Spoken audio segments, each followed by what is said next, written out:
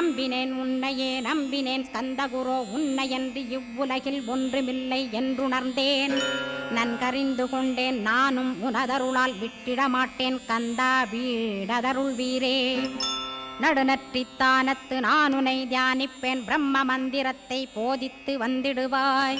சுழுமுனை மார்க்கமாய் ஜோதியைக் காட்டிடுவாய் சிவயோகியாக எனச் செய்திடும் குருநாதா.